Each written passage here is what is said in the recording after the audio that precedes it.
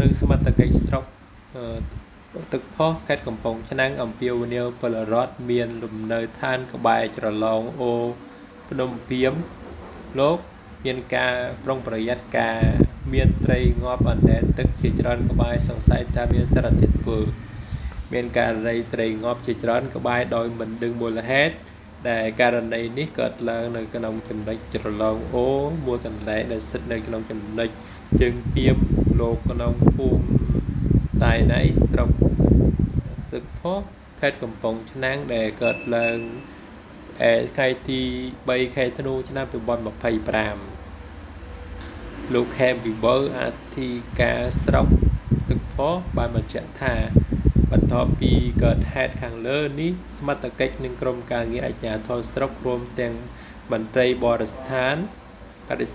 បានចុះពិនិត្យទៅទីតាំងកើតហេតុខាងលើនេះដោយបន្តក្នុងនោះដែលជាមន្ត្រីបរិស្ថានបានយកទឹកនោះទៅធ្វើបទពិសោធន៍សារធាតុដែលបណ្ដាលឲ្យត្រីប្រភេទងាប់ជាច្រើនក្បែរខាងលើនេះផងដែរទន្ទឹមនឹងនេះសមត្ថកិច្ចក៏ដូចជាអាជ្ញាធរមូលដ្ឋាន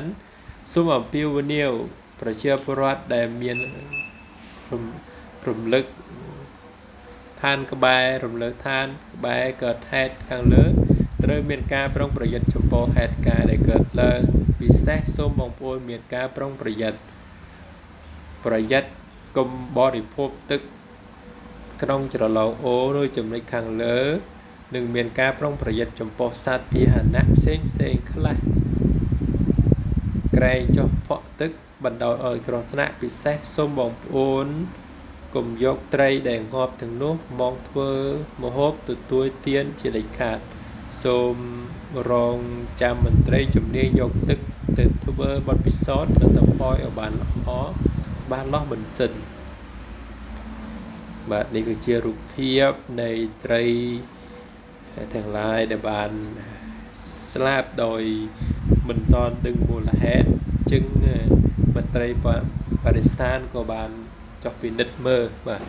ហើយនេះគឺជារូបភាពប្រជាពលរដ្ឋទៅរើសត្រីនៅក្នុងតំបន់ដែលមានការស្លាប់ដោយមិនដឹងមូលហេតុបាទប្រជាពលរដ្ឋយ៉ាងច្រើនរូបបាទមានតងត្រីផ្ទក់អង្កែបជាដើមបាទហើយនេះគឺជារូបមន្ត្រីនគរបាលមន្ត្រីបរិស្ថានចុះដើម្បីធ្វើអន្តរកម្មបាត់ពិសោធន៍ការពិសោធន៍ទឹកដើម្បីដឹងមូលហេតុនៅក្នុងតំបន់នោះ